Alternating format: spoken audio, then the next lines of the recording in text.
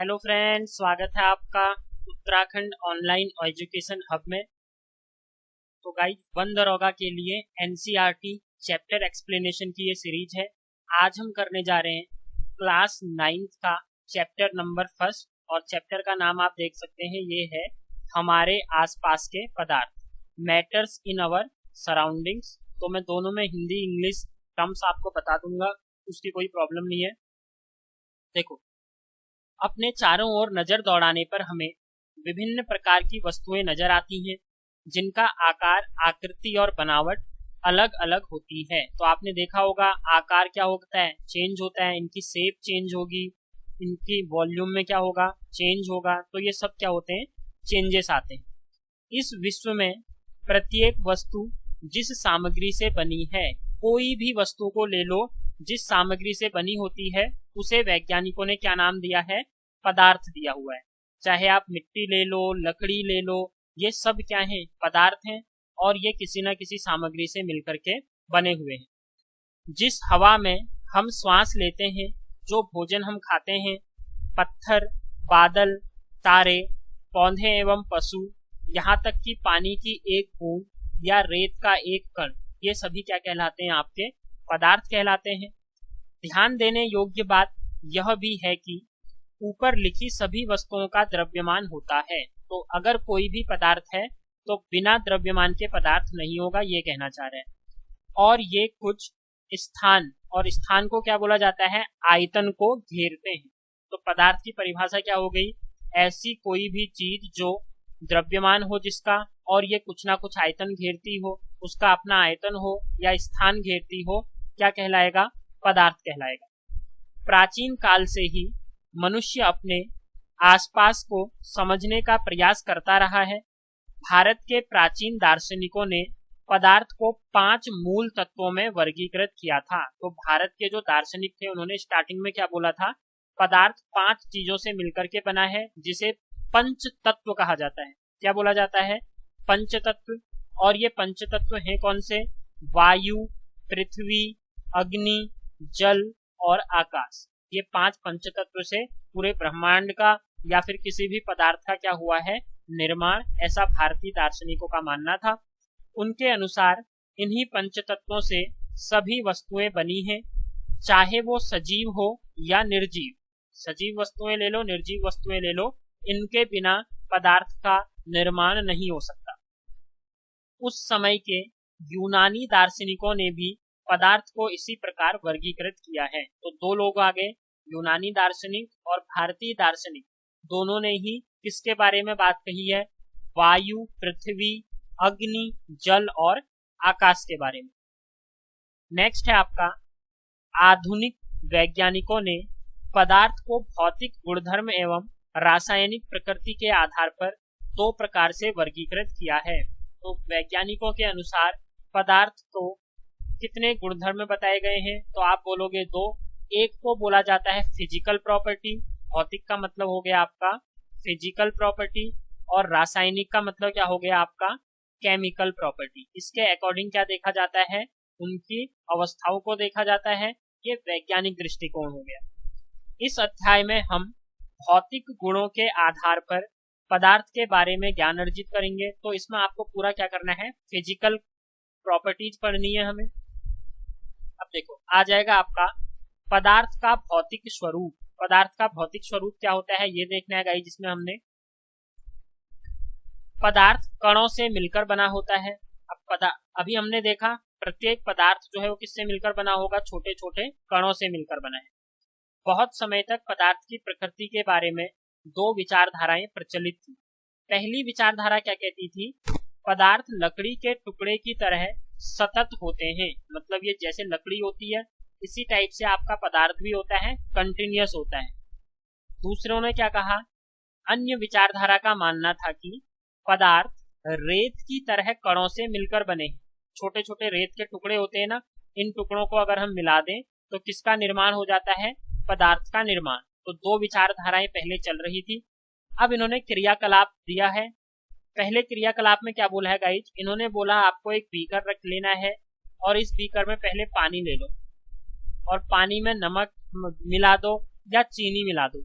कुछ टाइम के बाद आप देखोगे कि चीनी या नमक पूरी तरीके से इसमें क्या हो जाती है, डिजॉल्व हो जाती है, या कह सकते हो घुल जाती है।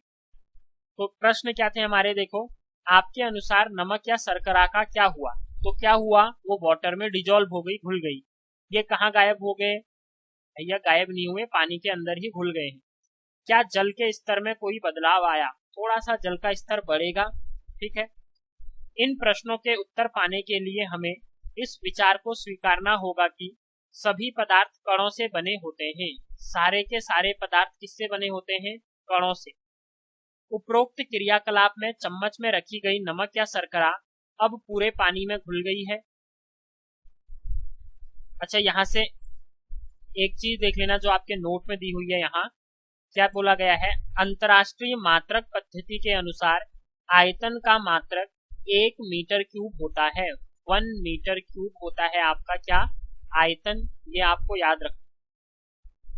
आयतन मापने का साधारण मात्रक लीटर है, तो लीटर नॉर्मल है, लेकिन मानक पद्धति में किस में मापा जाता है, मीटर क्यूब में। ये यूनिट्स को देख लेना, 1 लीटर आपका 1 डीएम क्यूब के बराबर होता है। 1 लीटर आपका, मिलीलीटर की बात करूं तो 1000 मिलीलीटर के बराबर होता है। अगर इसी 1 लीटर को, ठीक है, 1 मीटर की हम बात करें तो 1 मीटर में क्या होता है, 10⁻³ सेंटीमीटर क्यूब। तो ये सबका सब आपको क्या करना है, ये मीटर नहीं होगा, यहाँ 1 मीटर में 10⁻³ सेंटीमीटर क्यूब नहीं होगा, ये होगा कितना आपका, 1 लीटर होगा। 1 लीटर में कितना होता है, 10⁻³ सेंटीमीटर क्यूब। ये आपको गाइज क्या दिया है, देखो नमक में उसने बताया है पहले जल हिलाएं नमक, ये क्या हो गया, बाद में पूरी तरीके से डिजॉल्व हो गया, तो यूनिट 3। नेक्स्ट है आपका, पदार्थ के ये कण कितने छोटे होते हैं, तो जितने भी ये पदार्थ के कण थे ये कितने छोटे हैं, ये आपको पूछ रहा है। इसके लिए क्रियाकलाप क्या दिया इसने, पोटेशियम पर मैग्नेट। फॉर्मूला मैंने पिछली यूनिट में भी बताया था, पोटेशियम होता है आपका KMnO4। पोटेशियम पर मैग्नेट का फॉर्मूला क्या होता है, KMnO4। इसने क्या बोला, आप पहले KMnO4 को जल में मिलाओ, फिर जो भी मिक्सचर बना आपका, देखो पहले 100 ml जल था, 100 ml हमने क्या कर दिया, इसमें थोड़ी सी पोटेशियम पर मैग्नेट डाल दिया, फिर 10 मिलीलीटर सॉल्यूशन को निकाला, 100 मिलीलीटर जल में डाल दिया। ऐसा बहुत टाइम किया तो हमने क्या देखा कि जो कलर है, ऐसा नहीं है कि पहले जल था तो फिर वो हमें जल ही मिल जा रहा है, एक टाइम के बाद मिल जाएगा, लेकिन कुछ ना कुछ पोटेशियम पर मैग्नेट के अणु इस जल में क्या किए जाते हैं, देखे जाते हैं। यह प्रयोग दर्शाता है कि पोटेशियम पर मैग्नेट के बहुत छोटे से क्रिस्टलों से पानी की बहुत अधिक मात्रा 1000 लीटर भी रंगीन हो जाती है। छोटा सा भी, आपने देखा होगा डिटॉल आप डालते हो, एक बोतल से 1 ढक्कन अगर आप डालते हो तो उससे क्या हो जाता है, पूरे वाटर में फैल जाता है ना, तो सेम पोटेशियम पर मैग्नेट से इसने समझाया है। इससे हम ये निष्कर्ष निकाल सकते हैं कि पोटेशियम पर मैग्नेट के केवल एक क्रिस्टल में कोई सूक्ष्म कण होंगे, बहुत सारे क्या होंगे, सूक्ष्म कण होंगे, छोटे छोटे पार्टिकल्स होंगे। ये कण छोटे छोटे कणों में विभाजित होते हैं। अंततः आपको बस पहले रीडिंग करनी है, मैं समझा रहा हूं, जिससे क्वेश्चन बीच में से कुछ भी बनता है तो आप क्या कर लोगे, उसे कर लोगे। एक स्थिति में ये कण और छोटे भागों में विभाजित नहीं किए जा सकते हैं। एक बार ऐसी कंडीशन आ जाएगी कि वो सबसे छोटा पार्ट होगा, उसके बाद क्या नहीं कर पाएंगे, उसे विभाजित नहीं कर पाएंगे, तो सबसे छोटी इकाई हो जाएगी पदार्थ। अगला है, पोटेशियम पर मैग्नेट की जगह 2 ml डेटॉल से भी हम ये क्रियाकलाप कर सकते हैं। तो मैंने बता दिया आपको, पदार्थ के कण बहुत छोटे होते हैं, इतने छोटे कि हम कल्पना भी नहीं कर सकते। बहुत छोटे छोटे कणों से, एक चौक को अगर आप तोड़ोगे ना, जितना तोड़ोगे उतना छोटा छोटा उसका क्या होता रहता है, पार्ट्स होते रहते हैं, तो बहुत छोटे कण होते हैं, ये बोला है। पदार्थ के कणों के अभिलाक्षणिक गुण, अब जो हमारे पार्टिकल्स हैं, मैटर के पार्टिकल्स की प्रॉपर्टीज क्या होती हैं, ये हमने पढ़नी है आगे। वीडियो पसंद आ रही है गाइस तो चैनल को सब्सक्राइब कर दो, लाइक कर दो वीडियो को और शेयर कर दो। पदार्थ के कणों के बीच रिक्त स्थान होता है। रिक्त स्थान का मतलब क्या होता है आपका, इंटरा मॉलिक्यूलर स्पेस, ठीक है, अंतराणविक दूरी बोला जाता है। अंतराण्विक दूरी किसको कहते हैं? तो कणों के बीच की दूरी को दो अणुओं के बीच की दूरी को क्या बोला जाता है? अंतराण्विक दूरी। तो ये पदार्थ के कणों के बीच रिक्त स्थान होता है। कोई भी देख लो आप, आगे मैं पढ़ाऊंगा सॉलिड लिक्विड गैस, हर दो अणुओं के बीच में कुछ ना कुछ क्या होगा? स्पेस होगा। अब वो स्पेस होने की वजह से ही तो क्या हुआ था, देखो आपने जब चीनी मिलाई थी पानी में, तो पानी के दो अणुओं के बीच में कुछ स्पेस होगा। इस स्पेस में जाके क्या घुस गई आपकी चीनी या फिर नमक, जाके क्या होता है? डिजॉल्व हो जाता है। तो पूरे में यही बोला गया है, किसी भी पदार्थ में दो कणों के बीच क्या होता है? एक दूरी होती है, और उस दूरी को क्या बोला जाता है? अंतराण्विक दूरी बोला जाता है। अब इन्होंने एक क्या दिया है आपको, देखो क्रियाकलाप। अपनी कक्षा में किसी कोने में एक बुझी हुई अगरबत्ती रख दें। इसकी सुगंध लेने के लिए आपको इसके कितने समीप जाना पड़ता है? तो आपको पता है जो अगरबत्ती है वो पूरे कमरे में क्या हो जाएगी गाइज? फैल जाएगी उसकी सुगंध। तो एक कोने से दूसरे कोने में, क्यों? इससे हमें पता चलता है जो पदार्थ के कण हैं वो बहुत दूर दूर भी हो सकते हैं। अगरबत्ती के कण डिफ्यूजन की वजह से क्या होता है? सुगंध हमें एक स्थान से दूसरे स्थान पर मिल जाती है। या आपने खाने में देखा होगा, खाना भी अगर गर्म खाना है, अच्छा खाना है, तो सुगंध क्या होती है? बहुत दूर तक आ जाती है। ऐसे ही अगर आप किसी बोतल में, अपनी बोतल में स्याही डाल दो, तो वो पूरी की पूरी पूरे पानी को क्या कर देती है? ब्लू कर देती है, नीली कर देती है ना। तो ये भी किसका रीजन है? क्योंकि वो पूरी स्याही के कण किसमें फैल जाते हैं? पानी के हर कण में फैल जाएंगे, जहां भी उन्हें स्पेस मिलेगा।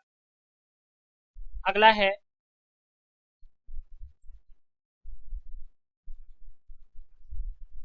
फिर इन्होंने एक क्रियाकलाप और किया है। देखो मैं क्रियाकलाप से जो क्वेश्चन बन सकते हैं वो बता रहा हूं आपको।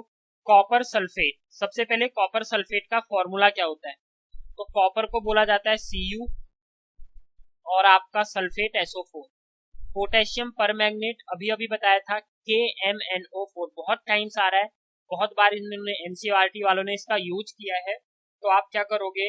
ये फॉर्मूले तो याद करोगे ही करोगे, इससे और ज्यादा कुछ नहीं देखना है गाइज आपको। अब क्या है देखो, नेक्स्ट है पदार्थ के कण निरंतर गतिशील होते हैं, अर्थात उनमें गतिज ऊर्जा होती है। कोई भी पदार्थ है उसके अंदर जो मैटर है, ठीक है, कण होंगे, वो लगातार कंटिन्यूअस मूवमेंट करते हैं। तो मूवमेंट कब होगी? जब उनके अंदर काइनेटिक एनर्जी होगी। तापमान बढ़ने से कणों की गति तेज हो जाती है। अगर ये बीकर है, इसके अंदर बहुत से कण हैं, गैस है, मैंने इसका टेम्परेचर बढ़ा दिया, तो टेम्परेचर बढ़ाने पर इनकी अणुओं की गतिज ऊर्जा क्या होगी?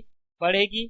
तो गतिज ऊर्जा बढ़ने से क्या हो जाएगा गाइज? ये इधर उधर इनमें मूवमेंट भी क्या हो जाएगा? फास्ट हो जाएगा।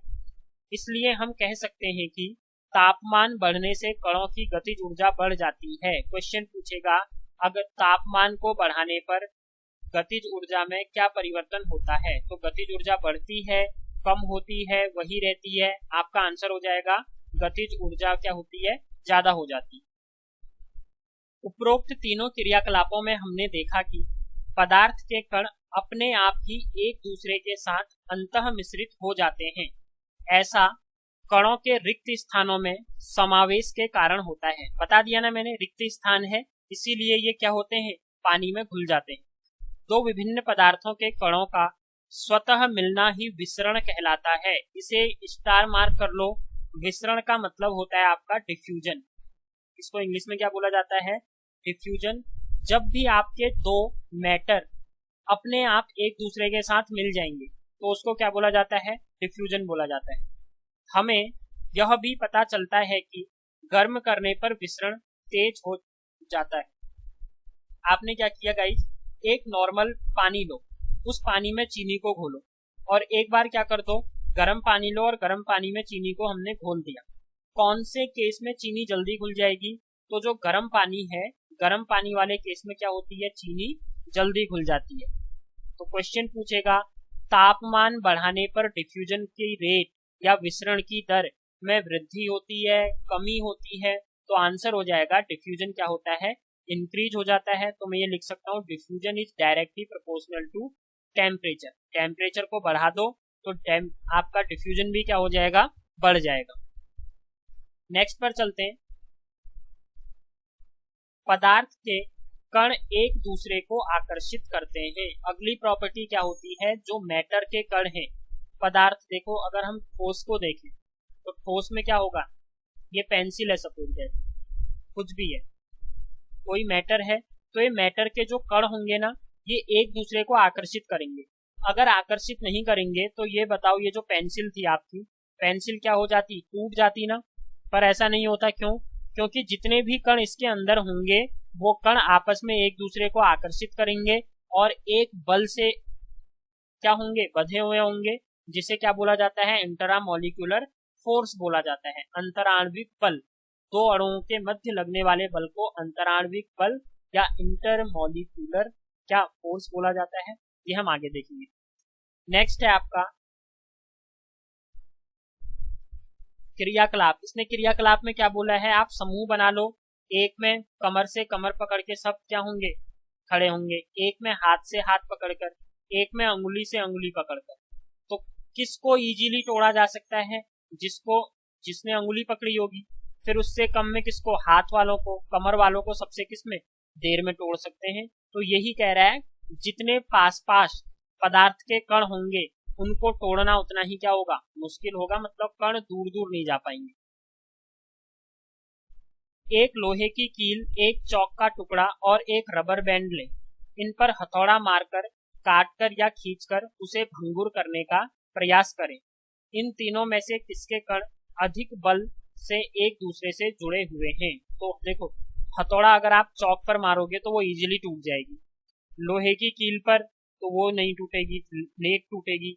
रबर बैंड को जब आप खींचोगे एक इंस्टेंट तक तो वो नहीं टूटेगा, लेकिन ज्यादा उसकी इलास्टिसिटी से ज्यादा खींच दोगे तो वो क्या हो जाएगा, आपका टूट जाएगा।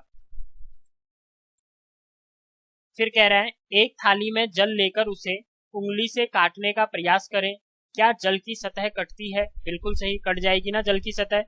जल की सतह न कटने का क्या कारण है? अच्छा, जल की सतह कटती है कह रहा है, कटेगी नहीं, आपका हाथ क्या हो जाएगा, उसके आर पार हो जाएगा। क्यों? क्योंकि जल के अणुओं के बीच में रिक्त स्थान होता है और हमारा हाथ इस रिक्त स्थान से क्या हो जाएगा, आर पार हो जाएगा। बस इतना सा पाठ है। आप उपरोक्त तीनों क्रियाकलाप सुझाते हैं कि पदार्थ के कणों के बीच एक बल कार्य करता है। मैंने बोला दो अणु हैं तो उनके मध्य में एक बल लगता है, यह बल कणों को एक साथ रखता है। इस आकर्षण बल का सामर्थ्य प्रत्येक पदार्थ में अलग अलग होता है। अब देखो, पेंसिल के लिए फोर्स अलग होगा, चौक के लिए अलग है, इजीली टूट जा रही है, लेकिन लोहे के लिए ज्यादा है, तो लोहे के कण आपस में टाइटली बंधे रहते हैं तो एक चोट में नहीं टूटेंगे। तो ये सब फोर्स को बोला क्या जाता है, अंतराण्विक बल बोला जाता है। अब इसके प्रश्न है गाइस, देखो, निम्न में से कौन से पदार्थ हैं, कुर्सी, वायु, स्नेह, गंध, घृणा, बादाम, विचार, सीट, नींबू पानी, इत्र की सुगंध, इनमें से कौन कौन से पदार्थ हैं? देखो, कुर्सी हो गई, वायु हो गया, उसके बाद गंध हो गई, घृणा हो गई, बादाम, विचार, सीत, ठीक हो गया। अच्छा, सीत नहीं, विचार भी नहीं होगा, पदार्थ आपका विचार नहीं होगा, नींबू पानी और इत्र की सुगंध, ये सभी क्या है गाइज, आपके पदार्थ हैं। अब याद रखना, सुगंध ये भी आपके किसके अंदर आएगी, पदार्थ के अंदर। क्यों? क्योंकि जो इत्र है, इत्र के अणु इधर उधर फैले होंगे, तभी जाके आपको क्या होगी, गंध सुनाई दी होगी, मतलब गंध क्या होगी, महसूस होगी ना। तो ये सब पदार्थ हैं, बाकी कोई भी पदार्थ नहीं होगा आपका। निम्न प्रेक्षण के कारण बताइए। गर्मा गर्म खाने की गंध कई मीटर दूर से ही आपके पास पहुंच जाती है, लेकिन ठंडे खाने की महक लेने के लिए आपको उसके पास जाना पड़ता है। क्यों?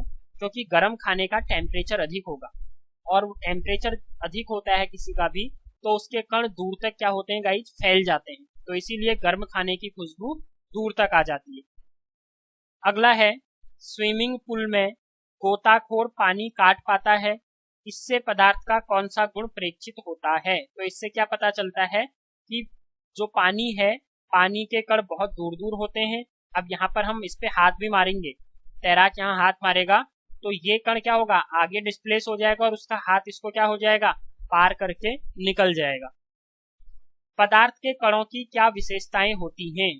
कणों की अभी अभी हमने विशेषताएं पढ़ी गाइज। पहली विशेषता क्या थी इनके बीच में स्पेस होता है तो स्पेस हो जाएगा, ठीक है। दोनों के बीच में रिक्त स्थान, मतलब कणों के बीच में रिक्त स्थान होता है। दूसरा, इनमें मूवमेंट होता है, मूवमेंट मतलब गति होती है। और तीसरा हमने पढ़ा, प्रत्येक अणु एक दूसरे को आकर्षित करते हैं, मतलब क्या करते हैं, अट्रैक्ट करते हैं। तो ये हमारे गुण हो गए पदार्थ के। कणों की विशेषता है, ये याद रखो। बोलेगा निम्न में से कौन से पदार्थ के कण की विशेषता नहीं है, तो स्पेस, मूवमेंट एंड अट्रैक्शन, ये तीनों क्या होती है, कण की विशेषता होती है। नेक्स्ट पर आ जाते हैं, पदार्थ की अवस्थाएं। अब आपको पदार्थ की अवस्था बतानी है। देखो, हम जानते हैं कि पदार्थ अपने 3 रूपों में होते हैं, ठोस, द्रव और gas, solid, liquid and gas. इन तीनों में क्या है, पदार्थ आपका पाया जाता है। पदार्थ की ये अवस्थाएं उसके कणों की विभिन्न विशेषताओं के कारण होती हैं। अब हम पदार्थ की तीनों अवस्थाओं के गुणों का विस्तार से अध्ययन करेंगे। सबसे पहले ठोस अवस्था के बारे में पढ़ते हैं। तो ठोस अवस्था में देखो, इनका निश्चित आकार और क्या होता है, निश्चित आयतन होता है और निश्चित सीमा होगी। जैसे अगर मैं एक ठोस हूं, आप फोन में अपने क्या कर रहे हो गाइस, वीडियो को देख रहे हो, तो इस फोन की डायमेंशन, लेंथ, विड्थ और जो हाइट होगी उसकी क्या होगी, वो फिक्स होगी ना। साथ ही उसका आकार होगा, अब रेक्टेंगुलर आकार का है तो वही तो है, घनाभ के आकार का है तो फिक्स है। आयतन फिक्स होगा उसका कि इतने आयतन को या इतने स्थान को ये क्या कर रहा है, घेर रहा है। तो ठोसों का शेप, उनकी बाउंड्री और उनका वॉल्यूम, ये सब फिक्स होता है। उसके बाद इन पर हथौड़ा मारने पर या खींचने या गिराने से क्या होता है, ये क्वेश्चन है, आपको बताने हैं। क्या इनका एक दूसरे में विसरण संभव है? क्या लोहे को लकड़ी के साथ मिलाओगे तो मिल जाएगा? आंसर आएगा नहीं। तो पहली बात याद रखना, एक निश्चित आकार, स्पष्ट सीमा तथा स्थिर आयतन यानी नगण्य संपीड्यता होती है। कॉम्प्रेसिबिलिटी को संपीड्यता बोला जाता है। अब समझो, सबसे पहले निश्चित आकार, तो फोन देख लो, फोन की आकार निश्चित है, समझाने की जरूरत नहीं है। स्पष्ट सीमा भी मैंने आपको बता दी। स्थिर आयतन, फोन का आयतन चेंज तो नहीं होता ना, जितना स्थान आज घेर रहा है उतना ही स्थान कल भी घेरेगा। यानी नगण्य संपीड्यता। कॉम्प्रेसिबिलिटी का मतलब क्या होता है, ये पदार्थ है, इसको दबाओगे, इस पर प्रेशर लगाओगे, इसको दबाने पर अगर इसके आकार में चेंज हो रहा है तो वो संपीड्य होगा, नहीं हो रहा है तो नहीं होगा। फोन को दबाते हो तो फोन टूट जाएगा, लेकिन दबता तो नहीं है ना। तो बस जो ठोस है, ठोसों की संपीड्यता सबसे कम होती है, इनकी कॉम्प्रेसिबिलिटी सबसे कम होगी। बाह्य बल लगाने पर भी ठोस अपने आकार को बनाए रखते हैं। बल लगाने पर ठोस टूट सकते हैं, लेकिन इनका आकार नहीं बदलता है, इसलिए ये दृढ़ होते हैं। दृढ़ का मतलब ये रिजिड होते हैं। निम्न पर विचार कीजिए, रबर बैंड क्या माना जाएगा? क्या खींचकर इसका आकार बदला जा सकता है? क्या यह ठोस है? दूसरा क्वेश्चन, विभिन्न आकार के बर्तनों में रखने पर चीनी और नमक उन्हीं बर्तनों के आकार ले लेते हैं, क्या ये ठोस हैं? स्पंज क्या है? क्योंकि स्पंज को दबाते हो ना आप तो संपीड़न हो जाता है उसका, लेकिन फिर भी उसे ठोस बोला जाता है। तो आंसर क्या है इनके, देखो, बाह्य बल लगाए जाने पर रबर बैंड का आकार बदलता है और बल हटा लेने पर यह पुनः अपने मूल आकार में आ जाता है। अत्यधिक बल लगाने पर यह क्या हो जाएगा, टूट जाएगा। चाहे हम शर्करा या नमक को अपने हाथ में लें या किसी प्लेट या जार में रखें, इनके क्रिस्टलों के आकार में कोई भी परिवर्तन नहीं आता। चीनी आप अपने हाथ में रखो वैसी ही रहेगी, या आप गिलास में डालो वैसी ही रहेगी, तो क्रिस्टल में तो चेंज नहीं आया है ना। स्पंज में बहुत छोटे छिद्र होते हैं जिनमें वायु का समावेश होता है, मतलब छोटे छोटे होल्स होंगे जिनमें एयर भरी रहती है। जब हम इसे दबाते हैं तो वे वायु बाहर निकलती है, इससे इसका संपीड़न संभव होता है, जिससे फिर क्या होता है, वो आपका कॉम्प्रेस हो जाता है। नेक्स्ट पर आ जाते हैं, दूसरी अवस्था होती है द्रव अवस्था। अब द्रव अवस्था में क्या आ जाएगा गाइज, आपका जल, खाना पकाने का तेल, दूध, जूस और शीतल पेय। क्या प्रत्येक बार आयतन समान रहता है? आपने क्या किया, विभिन्न आकार के बर्तनों में एक पानी को पहले गिलास में डाला, फिर बाल्टी में डाला, फिर एक मग में डाल दिया। हर बार उसकी शेप क्या होती है, चेंज हो जाती है, लेकिन उसका आयतन क्या रहता है आपका, निश्चित रहता है। तो वही बोल रहा है, द्रव का आकार नहीं लेकिन आयतन निश्चित होता है। शेप जो है वो फिक्स नहीं होगी। शेप जिस भी बर्तन में डालोगे उस बर्तन का आकार ले लेगा। जिस बर्तन में उन्हें रखा जाएगा उसी का क्या ले लेंगे, आकार। द्रवों में बहाव होता है सबसे ज्यादा इंपॉर्टेंट। ये क्या होते हैं, फ्लो करते हैं। फ्लो की जो प्रॉपर्टी है वो गैस और लिक्विड दोनों में पाई जाती है, इसलिए ये दृढ़ नहीं लेकिन तरल होते हैं। ये क्या होते हैं, लिक्विड फॉर्म में होते हैं। तो लिक्विड है, नाम ही उसका द्रव है, द्रव या तरल अवस्था में होंगे। रिजिड सबसे ज्यादा ठोस होता है और सबसे कम गैस और द्रव दोनों के बीच में पाया जाता है। क्रियाकलाप 1.4 1.5 के संदर्भ में हमने देखा कि ठोस और द्रव का विसरण द्रवों में संभव है। जब आप पानी क्या है आपका, लिक्विड है, और चीनी आपकी क्या है, सॉलिड है। सॉलिड से सॉलिड, चीनी और नमक आपस में नहीं घुलेंगे, लेकिन सॉलिड को लिक्विड में घोलोगे तो वो क्या हो जाएगा, घुल जाएगा, मतलब विसरण हो सकता है उसमें। गैसें विशेषतः ऑक्सीजन एवं कार्बन डाइऑक्साइड जलीय जंतुओं में। अब मतलब गैस और लिक्विड का भी आप क्या करा सकते हो, डिफ्यूजन करवा सकते हो, उनका विसरण करवा सकते हो। तो सॉलिड प्लस गैस ये संभव है, गैस प्लस सॉलिड, अच्छा सॉलिड प्लस गैस। अभी तो हम लिक्विड की बात कर रहे हैं ना, तो यहाँ कर दो लिक्विड। लिक्विड और गैस आपस में डिफ्यूज हो सकती है। ऐसे ही सॉलिड के साथ लिक्विड को आप मिला सकते हो, लिक्विड के साथ लिक्विड को, मतलब लिक्विड हर किसी के साथ क्या हो सकता है आपका, घुल सकता है, ये बताया जा रहा है। सभी जीवधारी अपने जीवन निर्वाह के लिए श्वास लेते हैं, बिल्कुल सही। जलीय जंतु जल में घुली ऑक्सीजन के कारण क्या करते हैं, श्वास या ब्रीदिंग करते हैं। इस तरह से हम इस निष्कर्ष पर पहुंचते हैं कि द्रव में ठोस, द्रव और गैस तीनों का विसरण संभव है। ये मैंने बताया ना, लिक्विड के साथ गैस, लिक्विड के साथ सॉलिड और लिक्विड के साथ लिक्विड, ये तीनों केस क्या हैं, पॉसिबल होते हैं। ऐसा इसलिए है क्योंकि द्रव अवस्था में पदार्थ के कण स्वतंत्र रूप से गति करते हैं और ठोस की अपेक्षा द्रव के कणों में रिक्त स्थान भी क्या होता है, बहुत ज्यादा अधिक होता है। अगला है आपका गैसीय अवस्था। थर्ड कंडीशन हमारी जो होती है वो क्या होती है, गैसियस स्टेज होती है। आपने कभी उस गुब्बारे वाले पर ध्यान दिया है जो गैस के एक ही सिलेंडर से बहुत सारे गुब्बारों में हवा भरता है। इससे पता लगता है कि एक सिलेंडर से वह कितने गुब्बारे भरता है। उससे पूछिए कि सिलेंडर में कौन सी गैस भरी हुई होती है। तो गाइज कौन सी गैस भरी होती है, आपकी क्वेश्चन पूछेगा कि गुब्बारों में कौन सी हवा भरी जाती है। याद रखना, हीलियम गैस को भरा जाता है। हीलियम गैस का परमाणु क्रमांक 2 होता है, atomic number, and atomic mass जो होता है ये इसका 4 होता है। ये हल्की गैस है, इसीलिए इसको किसमें भरा जाता है, आपका गुब्बारों में भरा जाता है। अगला है, इसने क्या बोला है, देखो गैस की बात करते हैं आप, क्रियाकलाप इंपोर्टेंट है नहीं इसका। हमने देखा कि ठोसों एवं द्रवों की तुलना में गैसों की संपीड्यता, कॉम्प्रेशन काफी अधिक होता है। हमारे घरों में खाना बनाने में उपयोग की जाने वाली गैस, और कौन सी गैस यूज की जाती है, एलपीजी। एलपीजी का फुल फॉर्म क्या है, द्रवीकृत पेट्रोलियम गैस, या आप बोल सकते हो लिक्विड, ठीक है, liquefied petroleum gas, liquid petroleum gas, ये होती है आपकी फुल फॉर्म। हिंदी इंग्लिश दोनों में याद रखना। अस्पतालों में दिए जाने वाले ऑक्सीजन सिलेंडर में संपीड़ित गैस होती है। आजकल वाहनों में ईंधन के रूप में संपीड़ित प्राकृतिक गैस, कंप्रेस्ड नेचुरल गैस का प्रयोग होता है। संपीड्यता काफी अधिक होने के कारण गैस के अत्यधिक आयतन को एक कम आयतन वाले सिलेंडर में संपीड़ित किया जा सकता है एवं आसानी से एक स्थान से दूसरे स्थान तक भेजा जा सकता है।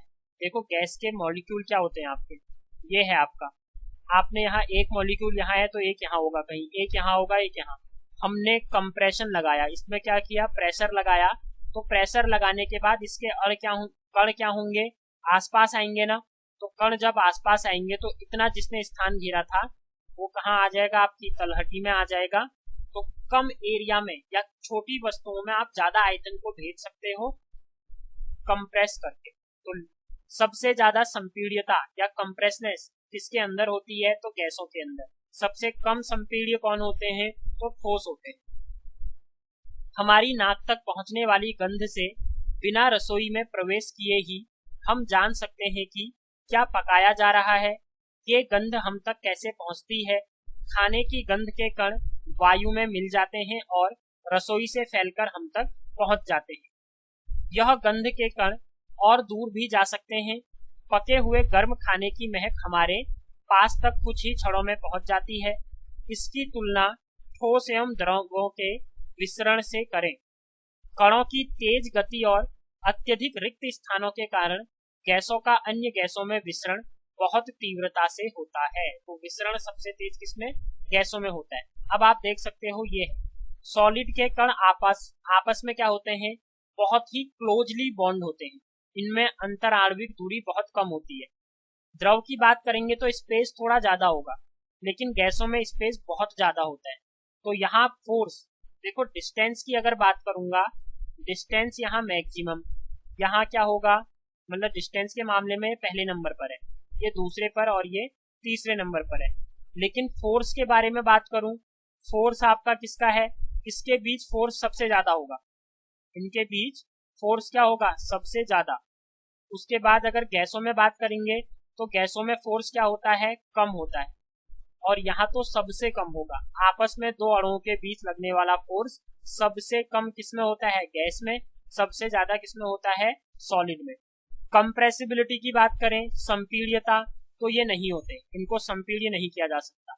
इनको कुछ हद तक किया जा सकता है और इनको क्या किया जा सकता है? बहुत अधिक कंप्रेस किया जा सकता है। तो ये प्रॉपर्टीज हैं जो कि आपने इनके बारे में क्या करनी है? पढ़नी है। अगला है आपका, आई थिंक क्रियाकलाप के क्वेश्चन होंगे आप। गैसीय अवस्था में कणों की गति अनियमित और अत्यधिक तीव्र होती है। इस अनियमित गति के कारण ये कण आपस में एवं बर्तन की दीवारों से टकराते हैं। बर्तन की दीवार पर गैस कणों द्वारा प्रति इकाई क्षेत्रफल पर लगे बल के कारण गैस का दबाव बनता है।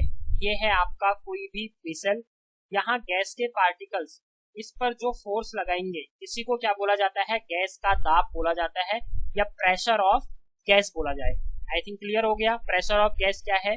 गैस के अणु इस बर्तन पर जो भी दबाव डालेंगे, जो भी बल लगाएंगे, उसको गैस का क्या बोला जाएगा? दाब बोला जाएगा, प्रेशर बोला जाएगा। नेक्स्ट आपका क्वेश्चन है आपके, किसी तत्व के द्रव्यमान प्रति इकाई आयतन को घनत्व कहते हैं। तो डेंसिटी जो होती है वो आपकी मास अपॉन वॉल्यूम के इक्वल होती है।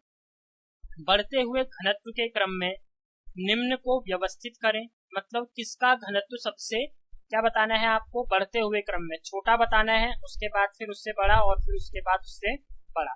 तो याद रखना, जो डेंसिटी होती है वो सॉलिड की सबसे ज्यादा होती है और गैसों की सबसे कम है। तो आपका क्या हो जाएगा? देखो, सबसे पहले आ जाएगा वायु, एयर आ जाएगी ना, फिर वायु के बाद क्या हो जाएगा? चिमनी का धुआं, क्योंकि इसमें कुछ सॉलिड पार्टिकल भी होंगे, तो धुआं आ जाएगा आपका दूसरे नंबर पर। फिर इसके बाद क्या आ जाएगा? देखो, फिर क्या है आपका? व्यवस्थित शहद, जल को चौक, रुई या लोहा, तो उसके बाद रुई आ जाएगी। रुई का घनत्व क्या होगा? धुएं से अधिक होगा। फिर रुई के बाद क्या आ जाएगा आपका? पानी आ जाएगा। पानी के बाद शहद आ जाएगा और शहद के बाद क्या आ जाएगा? चौक, और लास्ट में आ जाएगा आपका लोहा। तो सबसे अधिक लोहा। ध्यान क्या रखनी है, अगर मैं डेंसिटी की बात कर रहा हूँ, क्वेश्चन पूछेगा निम्न में से किसका घनत्व सबसे ज्यादा होता है? ठोस, द्रव और गैस। तो सॉलिड का सबसे ज्यादा, फिर लिक्विड का, उसके बाद गैस का। ये आपको क्रम याद रखना है। अगला है, पदार्थ की विभिन्न अवस्थाओं के गुणों में होने वाले अंतर को सारणीबद्ध कीजिए। तो जो अन्य अवस्थाओं में होता क्या है, देखो, सबसे पहले आप शेप के बारे में बताओगे मुझे। शेप क्या होती है? सॉलिड की फिक्स होती है, लिक्विड की शेप फिक्स नहीं होती और गैस की शेप भी फिक्स नहीं होती। फिर दूसरा, कंप्रेसिबिलिटी की बात करेंगे, संपीड्यता की बात करेंगे, तो ठोसों को संपीड्य नहीं होते हैं, इनको नहीं दबाया जा सकता। लिक्विड होते हैं और गैस भी क्या होते हैं? कंप्रेसिबल होते हैं। उसके बाद स्पेस आ जाएगा, मतलब दो अणुओं के मध्य की दूरी। सॉलिड में दो अणुओं के मध्य की दूरी सबसे कम होती है, द्रव में थोड़ा अधिक होती है और गैस में सबसे ज्यादा होती है। उसके बाद फोर्स की बात आप करोगे। फोर्स अगर हम देखें तो फोर्स क्या होता है, सॉलिड में अणुओं के बीच सबसे ज्यादा फोर्स होता है। उसके बाद लिक्विड में थोड़ा कम फोर्स होगा। देखो ये देख सकते हो ना, अणु में यहाँ थोड़ा कम फोर्स लगेगा और गैसों में तो सबसे कम फोर्स लगेगा। ठीक है, उसके अलावा क्या कुछ और है? नहीं, इतने हो गए आपके इनके गुण, मैंने बता दिए पूरे के पूरे। नेक्स्ट है, निम्न पर टिप्पणी कीजिए। आपको बताना है दृढ़ता किसको कहते हैं। दृढ़ता मतलब रिजिडिटी किसको कहा जाता है। तो रिजिडिटी का मतलब क्या होता है गाइज, ये किसी भी पदार्थ का अपना एक गुण है जो अपने में आने वाले चेंज का विरोध करता है। ठीक है, किसी को भी आप ठोस को अगर पीटोगे मतलब दबाओगे तो वो क्या करेगा, विरोध करेगा उसका। ऐसे ही आप देखते हो जब आप गुब्बारे को क्या करते हो, कंप्रेस करते हो तो एक फोर्स अपोजिट डायरेक्शन में लगता है ना, थोड़ा भारी टाइप का लगेगा आपको। क्यों? क्योंकि वो बॉडी उतनी रिजिड है। रिजिडिटी का मतलब ही क्या होता है, किसी को भी एक्सपेंड करते हैं हम, अगर एक्सप्रेस करते हैं या फिर किसी को आप क्या कर रहे हो, कंप्रेस कर रहे हो, तो उसकी टेंडेंसी जिससे वो उसका विरोध करता है। संपीड्यता, किसी भी चीज को दबाना, वो क्या कहलाती है, उसकी संपीड्यता कहलाती है। तरलता मतलब लिक्विडिटी, वाटर है ना फ्लो कर रहा है, किसी में अगर फ्लो की प्रॉपर्टी है तो वो तरलता। बर्तन में गैस का भरना, तो इससे क्या हो जाएगा, जो गैस है वो बर्तन का आकार ले लेगी। गतिज ऊर्जा एवं घनत्व, तो काइनेटिक एनर्जी पता ही है आपको, अणुओं के मूवमेंट के कारण जो आपकी एनर्जी रिलीज होती है, मूवमेंट के कारण या गति के कारण जो ऊर्जा दी जाती है या जो ऊर्जा उत्पन्न होती है उसको गतिज ऊर्जा कहते हैं। घनत्व क्या है, द्रव्यमान बटे आयतन, द्रव्यमान को m बोलते हैं, d is equal to m/v। ये हो गया आपका पूरा। अगला क्वेश्चन है, गैस पूरी तरह उस बर्तन को भर देती है जिसमें इसे रखा जाता है। तो ऐसा क्यों होता है, क्योंकि बहुत कम अट्रैक्शन फोर्स होता है गैस के अणुओं के बीच, तो गैस के अणु क्या करते हैं, पूरे बर्तन में फैल जाते हैं। गैस बर्तन की दीवारों पर दबाव डालती है, क्यों? क्योंकि क्या करेगी ये, इनमें मूवमेंट बहुत ज्यादा होता है, गति बहुत ज्यादा होती है, तो ये क्या करते हैं, बर्तन से बाहर जाने का प्रयास करते हैं। इसी वजह से क्या करेंगे, ये दीवार पर फोर्स लगाएंगे। लकड़ी की मेज ठोस कहलाती है क्योंकि वो रिजिड है, वो क्या है, कठोर है और उसके अणु आपस में क्या है, चिपके हुए हैं। हवा में हम आसानी से अपना हाथ चला सकते हैं, लेकिन एक ठोस लकड़ी के टुकड़े में हाथ चलाने के लिए हमें कराटे में दक्ष होना पड़ेगा। क्यों? देखो ये है आपकी लकड़ी, लकड़ी में अणु आसपास होंगे तो आप जब इसे काटोगे ना आपका हाथ आर पार नहीं जा पाएगा। लेकिन गैस की बात करें तो एक अणु ये है, एक अणु ये है, तो आप यहाँ पर हाथ मारोगे भी तो इसके पास स्थान है, ये इधर उधर डिस्प्लेस हो जाएगा, तो आपका हाथ क्या होगा, हवा में इजीली कट कर सकते हो आप, मतलब आर पार कर सकते हो। सामान्यतया ठोस पदार्थों की अपेक्षा द्रवों का घनत्व कम होता है, लेकिन आपने बर्फ के टुकड़ों को जल में तैरते हुए देखा होगा। पता लगाइए ऐसा क्यों होता है। क्योंकि बर्फ का घनत्व जल के घनत्व से कम होता है। यहाँ लाइन लिख रहा हूं मैं, इस लाइन को याद कर लो। बर्फ का घनत्व जो है पानी से क्या होता है, कम होता है। यही कारण है कि बर्फ आपकी क्या करती है, पानी में तैरती है। किसी भी बॉडी, कोई भी बॉडी किसी दूसरी बॉडी के ऊपर अगर फ्लोट कर रही है, द्रव में अगर फ्लोट कर रही है, ये तभी संभव होगा जब तैरने वाला जो पदार्थ है उसका घनत्व नीचे जो भी लिक्विड रखा है उसके घनत्व से कम होगा। अगर घनत्व अधिक हो जाएगा तो वो वस्तु पानी में डूब जाएगी, घनत्व कम है तो वो पानी में क्या करने लगेगी, तैरने लगेगी। तो इतना था हमारा गाइज किसके बारे में, पूरा का पूरा ठोस, द्रव और गैस के बारे में। नेक्स्ट है गाइज, क्या पदार्थ अपनी अवस्था को बदल सकता है। तो कैसे, अगर बदल सकता है तो कैसे, हमें पता ही है ठोस द्रव में बदल जाता है और द्रव किस में बदल जाता है, गैस में। तो वही चीजें हमने इसमें पढ़नी है। तापमान परिवर्तन का प्रभाव, सबसे पहले टेम्परेचर में अगर कोई चेंज होता है तो पदार्थ की अवस्था में क्या चेंज आ जाते हैं ये देखना है। देखो ठोस के तापमान को बढ़ाने पर उसके कणों की गतिज ऊर्जा बढ़ जाती है। 3/2 kT काइनेटिक एनर्जी का फॉर्मूला होता है 3/2 kT। अब टेम्परेचर अगर बढ़ रहा है, kinetic energy is directly proportional to temperature. तापमान बढ़ाओगे काइनेटिक एनर्जी बढ़ेगी, काइनेटिक एनर्जी बढ़ेगी तो दोनों के बीच में स्थान, पहले सॉलिड ऐसा था, अब टेम्परेचर बढ़ने से गतिज ऊर्जा बढ़ गई है तो ये कण भागने लगेंगे इधर उधर, इनके बीच स्थान कम हो जाएगा, तो ठोस वाली चीज लिक्विड में बदलना क्या कर देगी, स्टार्ट कर देगी। गतिज ऊर्जा में वृद्धि होने के कारण कण अधिक तेजी से कंपन करने लगते हैं, मतलब वाइब्रेट करते हैं। ऊष्मा के द्वारा प्रदत्त की गई ऊर्जा कणों के बीच के आकर्षण बल को पार कर लेती है। जो भी इन कणों के बीच में इंटरेक्शन का फोर्स लग रहा था वो फोर्स अब क्या होगा, वीक होना लग जाएगा। इस कारण कण अपने नियत स्थान को छोड़कर अधिक स्वतंत्र होकर गति करने लगते हैं।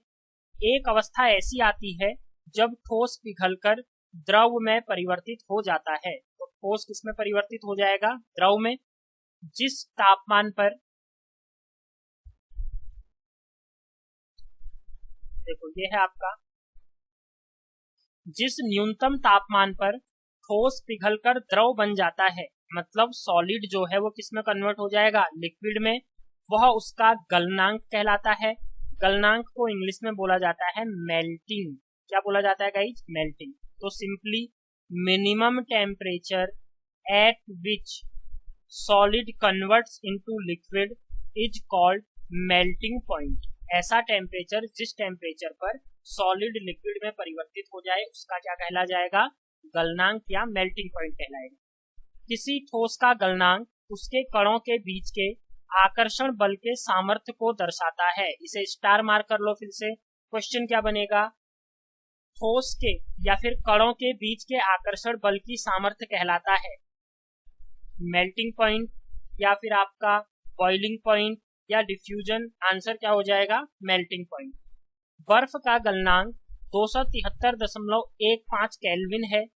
गलने की प्रक्रिया यानी ठोस से द्रव अवस्था में परिवर्तन को संगलन भी कहा जाता है। या तो आपको क्या दे देगा, वो गलनांक दे देगा, या गलन बोला जाएगा, या दूसरा नाम इसका क्या होता है गाइज आपका, इसको संगलन भी बोला जाता है। ठीक हो गया, इतनी हो गई आपकी बात। अब आपने देखा होगा ये है केल्विन। केल्विन भी आपकी तापमान मापने की इकाई है।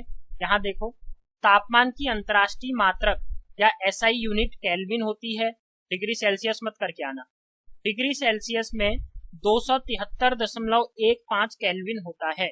यहाँ 273.15 केल्विन लिखा है ना, इसी को 0 डिग्री सेल्सियस बोला जाता है।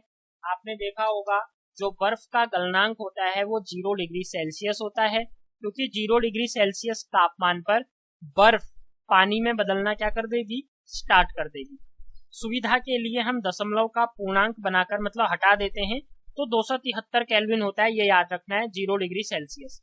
क्वेश्चन कैसे पूछता है, आपसे बोलेगा 5 डिग्री सेल्सियस को केल्विन में बदलो। तो डिग्री सेल्सियस को अगर केल्विन में बदलना है तो 273 से क्या कर दिया जाता है, ऐड कर दिया जाता है। इस टेम्परेचर को 5 को ऐड कर दोगे, आंसर आ जाएगा आपका 278 केल्विन। लेकिन अगर केल्विन दिया हो, 273 केल्विन दिया है, आपसे बोल रहा है इसे डिग्री सेल्सियस में बदलो, तो डिग्री सेल्सियस में बदलने के लिए 273 क्या कर दोगे, इससे माइनस कर दोगे, आंसर आ जाएगा 0 डिग्री सेल्सियस। एक इसी के साथ फॉर्मूला भी याद रखना, मैं बता देता हूं। फॉर्मूला क्या है, देखो, एक यूनिट होती है फारेनहाइट। C/5 बराबर F-32/9। इस फॉर्मूले को भी आपने याद रखना है। क्यों? क्योंकि तापमान मापने की इकाई फारेनहाइट है। हमारी बॉडी का टेम्परेचर 98.2 फारेनहाइट ना, ये पढ़ा होगा। तो फारेनहाइट से सेल्सियस में बदलना है तो इस फॉर्मूले का यूज करना, और अगर फिर सेल्सियस से केल्विन में पूछ रहा है तो हमें पता ही है 273 को माइनस कर देते। ये है पूरा का पूरा आपका केल्विन से रिलेटेड, टेम्परेचर से रिलेटेड। नेक्स्ट पर आ जाते हैं। नेक्स्ट है आपका, किसी ठोस के गलने की प्रक्रिया में तापमान समान रहता है, ऐसे में ऊष्मीय ऊर्जा कहाँ जाती है। कहना क्या चाह रहा है, देखो, ये है आपकी बर्फ थी। बर्फ का गोला था, नीचे से 100 डिग्री सेल्सियस का टेम्परेचर आ चुका है। जब ये बर्फ कन्वर्ट होगी आपकी पानी में, तो उस टाइम का जो टेम्परेचर था गाइज, वो टेम्परेचर कांस्टेंट रहता है, टेम्परेचर में कोई भी वृद्धि या कमी नहीं होती है। ऐसा क्यों होता है? अगर ये है तो ये जो एनर्जी है, ये एनर्जी कहाँ चले गई, ये पूछा है। तो देखो, गलने के प्रयोग की प्रक्रिया के दौरान आपने ध्यान दिया होगा कि गलनांक पर पहुंचने के बाद जब तक संपूर्ण बर्फ पिघल नहीं जाती, तापमान नहीं बदलता है। ऐसा नहीं कि 100 से 101 हो जाएगा, 100 से 101 तब होगा जब पूरी बर्फ पिघल जाएगी आपकी, ठीक है। 100 मतलब वो तो फिर वाष्प में बदल जाएगा, 0 डिग्री से 1 डिग्री नहीं होगा। बीकर को उष्मा प्रदान करने के बावजूद भी ऐसा ही होता है। आप फिर से अगर उसको फिर से उष्मा दे रहे हो बीकर को जिसमें आपने बर्फ रखी है, तब भी टेम्परेचर में कोई भी चेंज नहीं आएगा। कणों के पारस्परिक आकर्षण बल को वशीभूत करके पदार्थ की अवस्था को बदलने में इस ऊष्मा का उपयोग होता है। वो जो बर्फ है ना, बर्फ को पानी में बदलने में इस ऊर्जा का प्रयोग किया जाता है, और वो ऊर्जा किसी को दिखती नहीं है, इसीलिए इस ऊर्जा को क्या बोला जाता है, गुप्त ऊष्मा भी बोला जाता है। ये देखो, बीकर में ली गई सामग्री में छुपी रहती है, जिसे गुप्त ऊष्मा या लेटेंट हीट कहते हैं। यहाँ गुप्त का अभिप्राय छुपी हुई से है। वायुमंडलीय दाब पर 1 केजी ठोस को उसके गलनांक पर, उसके मेल्टिंग पर द्रव में बदलने के लिए जितनी ऊष्मीय ऊर्जा की आवश्यकता होती है, उसे संगलन की प्रसुप्त ऊष्मा कहते हैं। तो संगलन की प्रसुप्त ऊष्मा किसको कहा जाता है? आंसर हो जाएगा, वायुमंडलीय दाब पर, एटमॉस्फेरिक प्रेशर पर 1 केजी सॉलिड को उसके गलनांक पर, मतलब 0 डिग्री, पानी की बात करोगे तो 0 डिग्री सेल्सियस पर बर्फ को पानी में बदलने के लिए जिस ऊष्मा की जरूरत होगी, उसी को संगलन की प्रसुप्त ऊष्मा कहा जाता है। और ये पानी के लिए कितना होगा? 273 केल्विन या 0 डिग्री सेल्सियस। अब देखो, 0 डिग्री सेल्सियस 273 केल्विन पर जल के कणों की ऊर्जा उसी तापमान पर बर्फ के कणों की ऊर्जा से अधिक होती है। ये सब में होगा आपका। ये बर्फ थी, बर्फ से हमने बदलना है पानी में। अब मैंने बोला 0 डिग्री सेल्सियस पर तापमान समान है, बर्फ के लिए भी उतना ही है और पानी के लिए भी उतना है। तो आपसे पूछे एनर्जी किसकी ज्यादा होगी, बर्फ की या पानी की? तो पानी की एनर्जी क्या होगी?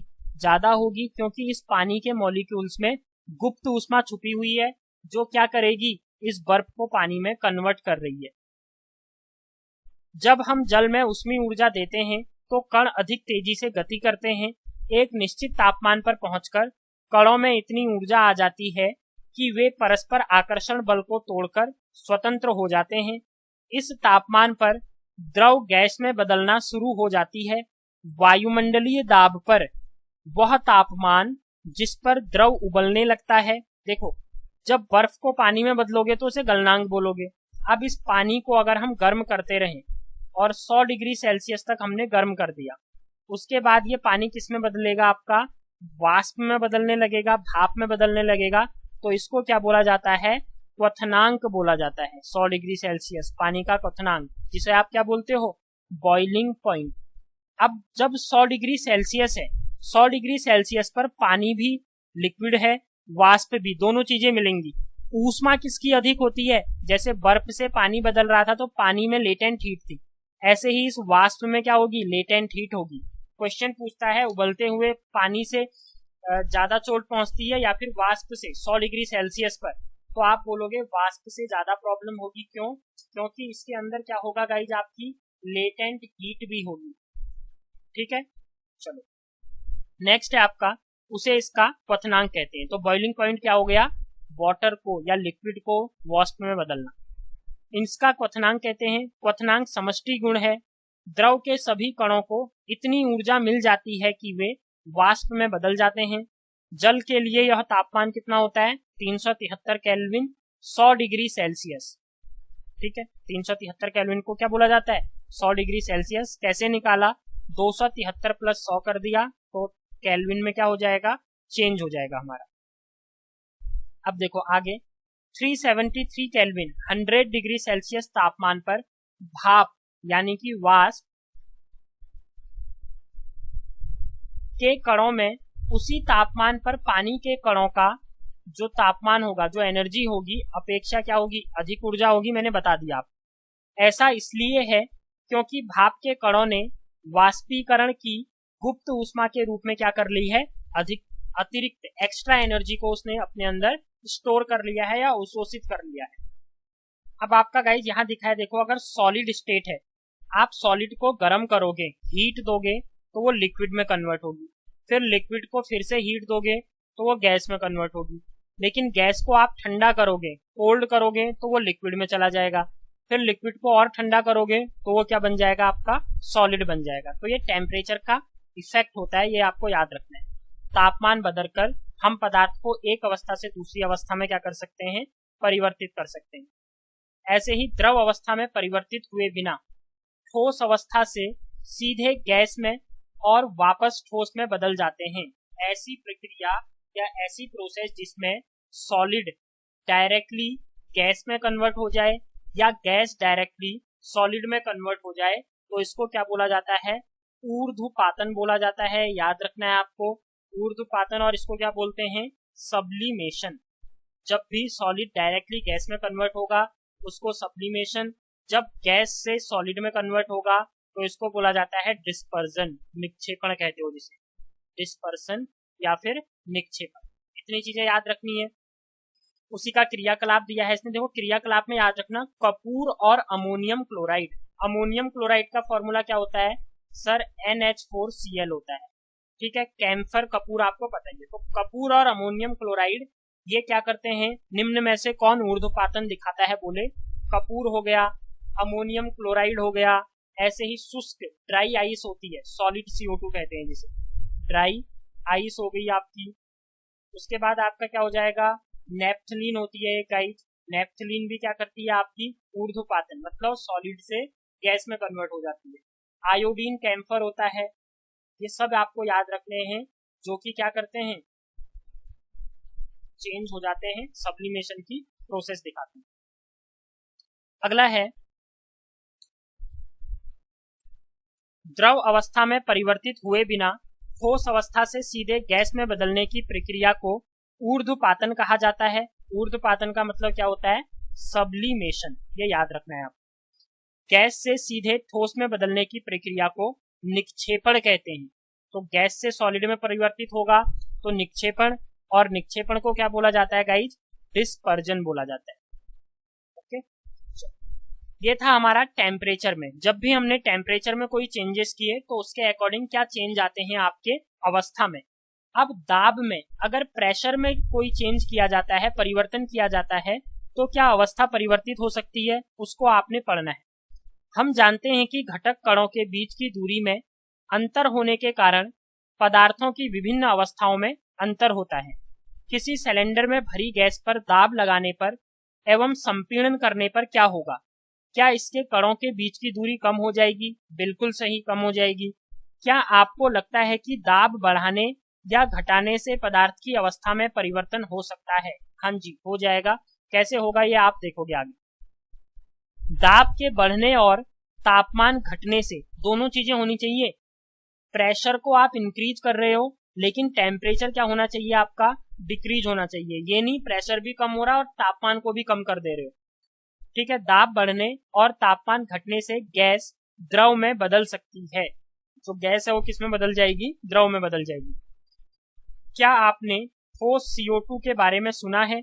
इसे उच्च दाब पर संग्रहित किया जाता है। इसको ठोस CO2 को किस दाब पर संग्रहित किया जाता है? क्वेश्चन दे देगा उच्च दाब पर, निम्न दाब पर, तो आंसर क्या हो जाएगा, हाई प्रेशर पर इसको स्टोर किया जाता है। जब वायुमंडलीय दाब का माप 1 एटमॉस्फेयर 1 एटमॉस्फेयर ATM हो तो ठोस CO2 द्रव अवस्था में आए बिना सीधे गैस में परिवर्तित हो जाती है। तो अभी मैंने आपको ऊपर एग्जाम्पल लिखाया था ना, देखो ड्राई आइस का लिखाया था, तो ड्राई आइस एग्जाम्पल है आपका सब्लिमेशन का। यही कारण है कि ठोस कार्बन डाइऑक्साइड को शुष्क बर्फ कहा जाता है। इसको क्या बोला जाता है गाइज, शुष्क बर्फ या ड्राई आइस बोला जाता है। इस तरह से हम कह सकते हैं कि पदार्थ की अवस्थाएं यानी ठोस, द्रव और गैस दाब और तापमान के द्वारा क्या होती हैं, तय होती हैं। आप प्रेशर और टेम्परेचर को चेंज करके पदार्थ की अवस्थाओं में भी क्या ला सकते हो। अब आपको यहाँ देखना है इस डायग्राम को। आप नॉर्मली ये सॉलिड अवस्था थी, सॉलिड से लिक्विड में गए तो ये क्या होता है गाइज, आपका संगलन हो गया। ठीक है, सॉलिड से कहाँ गए हो, लिक्विड। सॉलिड से लिक्विड में कब होता है, जब मेल्ट किया जाता है। संगलन को क्या बोला जाता है, मेल्ट। फिर लिक्विड से सॉलिड में कब होगा, जब आप जमा दोगे। जमा देना मतलब फ्रीजिंग होती है। फ्रीजिंग करने पर द्रव किसमें कन्वर्ट हो जाता है, तो आप बोलोगे द्रव सॉलिड में कन्वर्ट हो जाता है। अब इस द्रव को बहुत ज्यादा गर्म किया, टेम्परेचर दिया हमने, तो ये वाष्पीकरण, और वाष्पीकरण को क्या बोला जाता है, इवेप्यूरेशन हो जाता है इसका। अगर इसी गैस को आपने ठंडा कर दिया, कंडेंसेट कर दिया, तो कंडेंसेशन में क्या हो जाता है, गैस आपकी द्रव में बदल जाती है। ये क्वेश्चन डायरेक्टली पूछता है, बोलेगा संघनन के दौरान द्रव गैस में बदलता है, गैस द्रव में बदलता है, ठोस गैस में बदलता है, तो आपका आंसर होगा गैस का द्रव में बदलना संघनन या कंडेंसेशन कहलाता है। अब देखो, गैस से सॉलिड में भी हम जा सकते हैं, अभी हमने पढ़ा। तो जब सॉलिड से गैस में जाओगे तो उसको बोला जाएगा आपका सब्लिमेशन। क्या बोला जाएगा, सब्लिमेशन, ऊर्ध्वपातन। लेकिन गैस से सॉलिड में बदला जा रहा है तो उसको बोला जाता है निक्षेपण, और निक्षेपण को बोलते हैं डिस्पर्जन। ठीक है, डिस्पर्सन क्या हो जाएगा आपका, जब गैस सीधे ठोस में परिवर्तित हो जाती है।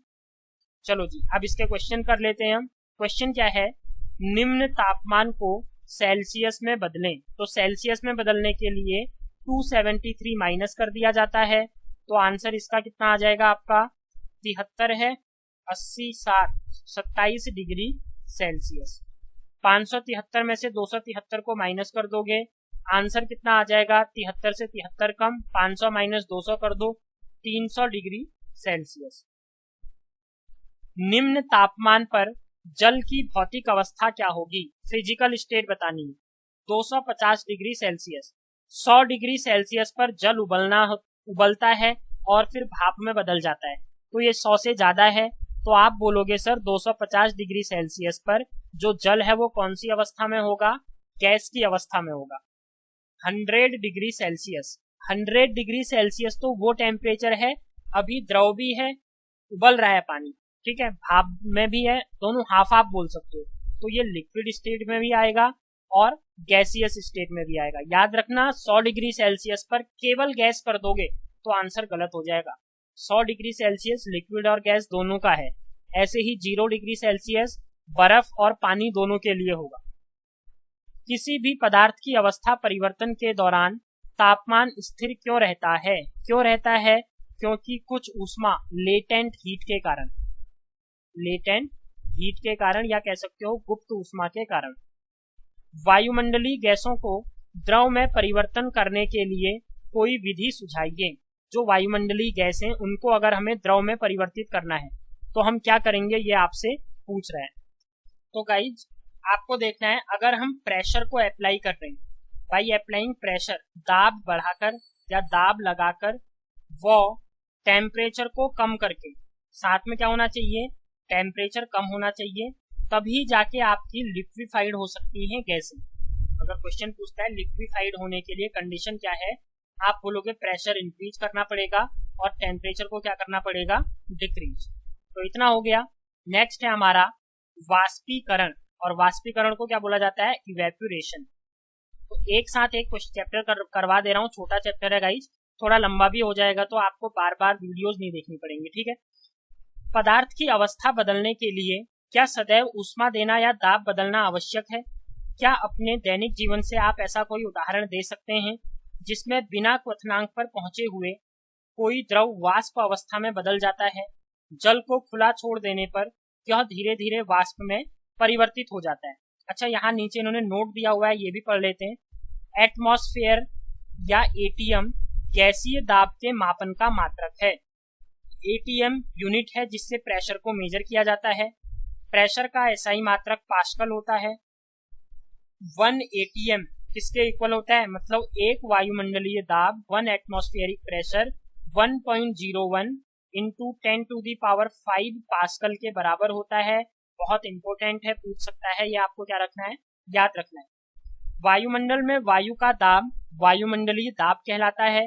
समुद्र की सतह पर वायुमंडलीय दाब 1 एटमॉस्फेयर होता है, इसको भी लर्न कर लो। वो बोलेगा समुद्र की सतह पर वायुमंडलीय दाब होता है 1 एटीएम 10 एटीएम, तो कितना एटीएम होता है आपका 1 एटमॉस्फेयर होता है।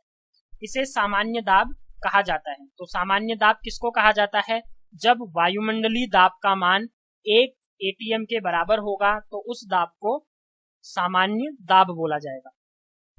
अब वाष्पीकरण से समझते हैं गाइस। देखो, हम द्रवों में सतह पर स्थित कणों के कुछ अंशों में इतनी गतिज ऊर्जा होती है कि वे दूसरे कणों को आकर्षण बल से मुक्त हो जाते हैं।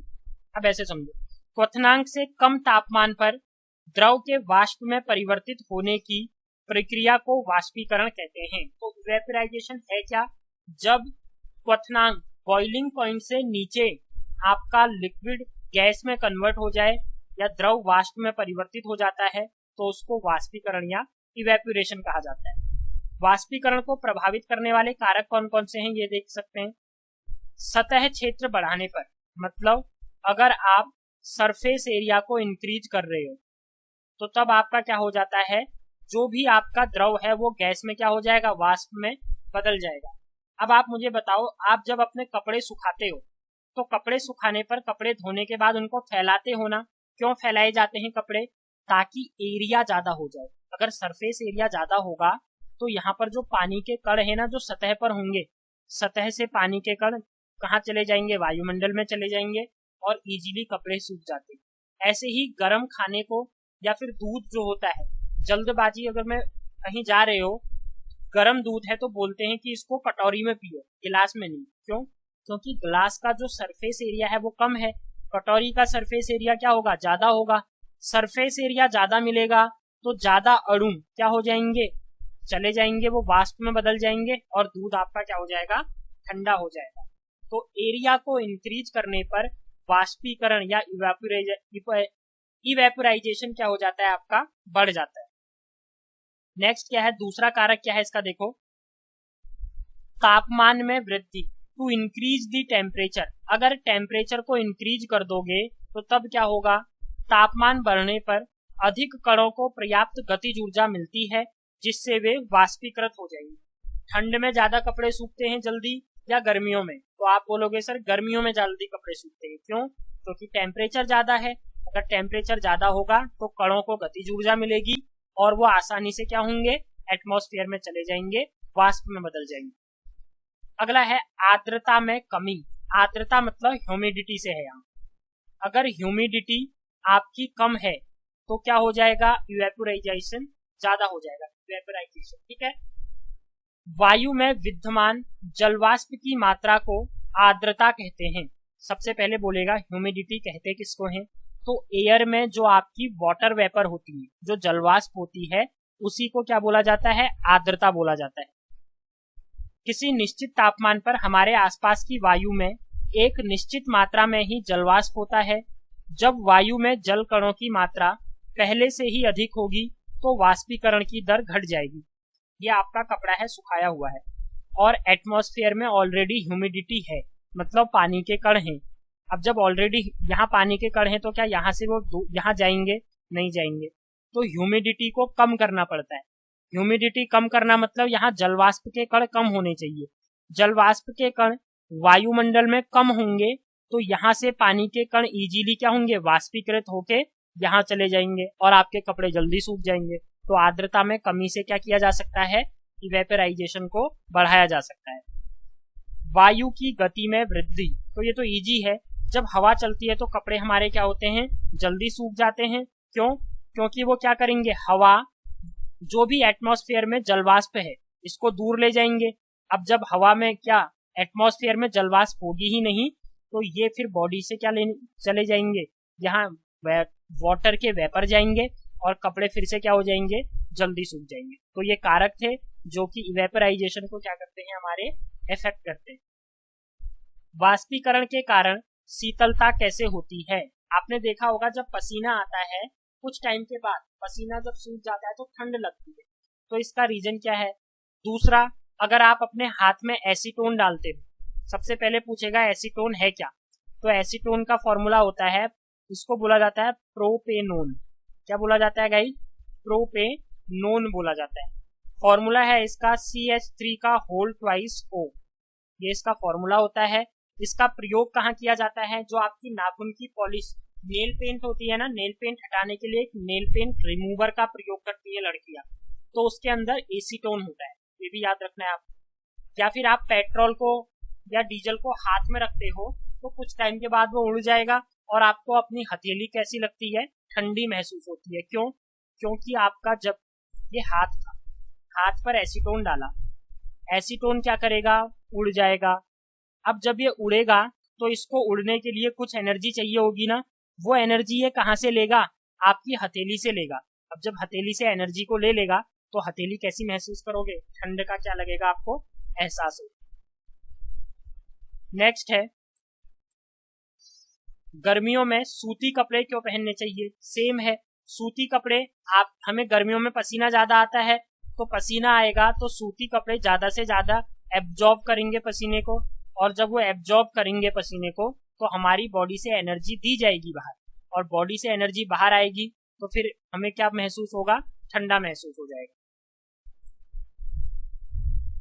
यह है गाइज, यहीं पर इन्होंने दिया हुआ है प्लाज्मा के बारे में, तो वो भी हम पढ़ लेते हैं, क्योंकि द्रव की अवस्थाएं कितनी है अगर पूछता है तो नॉर्मली द्रव की 3 अवस्था होती है, सॉलिड, लिक्विड एंड गैस, लेकिन उसके अलावा भी 2 होती हैं, एक प्लाज्मा होती है और दूसरी क्या है? बोस-आइंस्टाइन कंडेंसेट। प्लाज्मा क्या है? देखो, इस अवस्था में कण अत्यधिक ऊर्जा वाले और अधिक उत्तेजित होते हैं, तो इस टाइम पर क्या होती है? हाई एनर्जी होती है। दूसरा, ये कण आयनीकृत गैस के रूप में होते हैं। ये जो प्लाज्मा फॉर्म होती है ये आयनाइज्ड फॉर्म में होती है, ये आपको याद रखनी है। मैटर का कौन सी अवस्था आयन की फॉर्म में होती है? आंसर हो जाएगा प्लाज्मा। फ्लोरेसेंट ट्यूब और नियॉन बल्ब में प्लाज्मा का क्या होता है? यूज होता है। नियॉन बल्ब के अंदर नियॉन गैस डाली जाती है और फ्लोरेसेंट ट्यूब के अंदर कौन सी? हीलियम या कोई अन्य गैस यूज की जाती है। तो दोनों स्टार मार्क कर लो, नियॉन बल्ब या बल्ब के अंदर नियॉन गैस, जबकि फ्लोरेसेंट ट्यूब के अंदर हीलियम गैस का प्रयोग किया जाता है। विद्युत ऊर्जा प्रवाहित होने पर यह गैस आयनीकृत मतलब आयनाइज्ड हो जाएगी और आवेशित हो जाती है। आवेशित हो जाएगी। आवेशित होने से ट्यूब या बल्ब के अंदर चमकीला प्लाज्मा तैयार होता है। गैस के स्वभाव के अनुसार इस प्लाज्मा में एक विशेष रंग की चमक होती है। प्लाज्मा के कारण ही सूर्य और तारों में भी क्या है? चमक है। तो सूर्य और तारों में चमक का कारण पूछे, प्लाज्मा आंसर कर देना। उच्च तापमान के कारण ही तारों में क्या बनता है? प्लाज्मा। क्यों? प्लाज्मा कब बनता है? जब आपका टेम्परेचर बहुत ज्यादा अधिक होगा। अत्यधिक ऊर्जा कब मिलती है? जब टेम्परेचर बहुत क्या होगा? हाई होगा उसका। अब नेक्स्ट देख लेते हैं बोस-आइंस्टाइन कंडेंसेट। ठीक है, बोस-आइंस्टाइन कंडेंसेट क्यों बोलते हैं इसे? क्योंकि बोस ने सबसे पहले इसे डिस्कवर किया, फिर आइंस्टाइन ने इसके ऊपर वर्क किया था। सन 1920 में भारतीय भौतिक वैज्ञानिक सत्येंद्र नाथ बोस ने पदार्थ की 5वीं अवस्था के लिए कुछ गणनाएं की थी। उन गणनाओं के आधार पर एल्बर्ट आइंस्टाइन ने पदार्थ की एक नई अवस्था की भविष्यवाणी की, जिसे बोस-आइंस्टाइन कंडेंसेट यानी BEC कहा गया। कब खोज की थी? 1920 में। सन 2001 में अमेरिका के एरिक ए कॉर्नेल, उल्फेग कैट्रेले और कॉर्ल ई वेमेन को बोस-आइंस्टाइन कंडेंसेशन की अवस्था प्राप्त करने के लिए भौतिक में नोबेल पुरस्कार से सम्मानित किया गया। अब क्वेश्चन क्या होगा? देखो, बोस-आइंस्टाइन को, ना ही बोस को ना ही आइंस्टाइन को बोस कंडेंसेट के लिए नोबेल पुरस्कार मिला। किसको मिला? 2001 में अमेरिका के एरिक ए कॉर्नेल, उल्फेग कैट्रेले और ई वेमेन को। ये आपको नाम याद रखना है। सामान्य वायु के घनत्व के 1,00,000वें भाग जितने कम घनत्व वाली गैस को बहुत ही कम तापमान पर ठंडा करने से BEC तैयार होती है।